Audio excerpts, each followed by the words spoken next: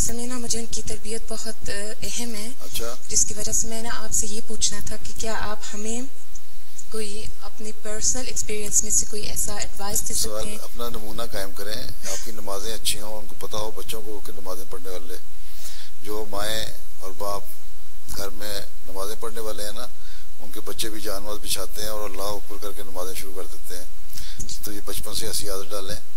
फिर आपकी जो आपस में मियाँ बीवी के जुबान है, अच्छी जुबान होनी चाहिए, अच्छे अखलाक होने चाहिए। ठीक है? ठीक है। और बातचीत ऐसी नरम हो, प्यार मोहब्बत की हो कि बच्चों को भी एहसास हो गया प्यार मोहब्बत की बातें करनी है, गालम गलोच नहीं करनी। जिस तरह वो कहती है साथ मोहम्मद करके गाली निकाली, उसके बाद सल्लल्लाहु अलैहि वसल्लम कह दिया, तो माएँ तो वैसी फेंटी के काबिल हैं। ठीक है?